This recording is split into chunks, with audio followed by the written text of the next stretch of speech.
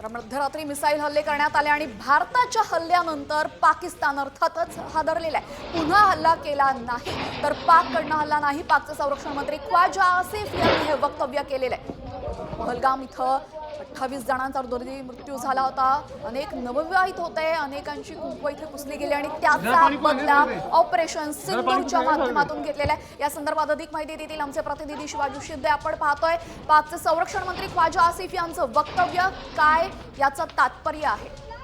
पाकिस्तान पुरता घाबरलेला आहे। पाकिस्तानचे संरक्षण मंत्री ख्वाजा आसिफ यांचं एक वक्तव्य समोर येत आहे। पाकिस्तानने हे वक्तव्य अत्यंत महत्त्वाचं की पाकिस्तान कितपर्यंत घाबरलाय।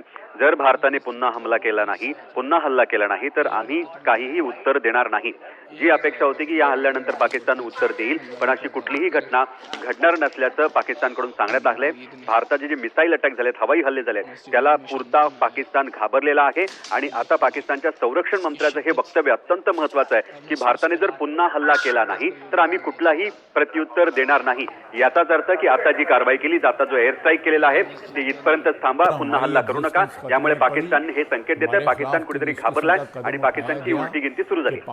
नक्कीच धन्यवाद शिवाजी सर आपण दिलेल्या सविस्तर माहितीबद्दल। तर भारतानं जगाला हा संदेश दिलेला दहशतवादाविरोधात ठोस अशी कारवाई भारतानं केलेली आणि या नंतर सुद्धा जर हल्ला झाला तर उत्तर देण्यात येईल, मात्र यानंतर जर हल्ला झाला नाही तर आम्ही काही पाऊल उचलणार नाही असं म्हणत पाककडनं हे उत्तर आलेलं आणि त्यामुळेच पाक पुरता बिथरलाय, घाबरलाय, हेच यातून स्पष्ट होत आहे।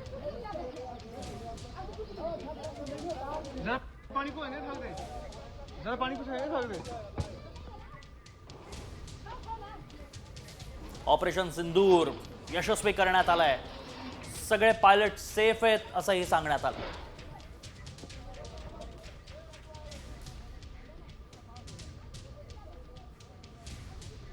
तर आपण पाहतोय अझरचा मदरसा उद्ध्वस्त करण्यात आलेला आहे, जैशच्या मुख्यालय नष्ट करण्यात आलेले आहे। पुन्हा एकदा हल्ला केला नाही तर पाककडनंही हल्ला होणार नाही, पाकच्या संरक्षण मंत्र्यांचं हे महत्त्वाचं वक्तव्य आणि यामुळेच पाकिस्तान पुरता बिथरल्याचं समोर आलेलं आहे।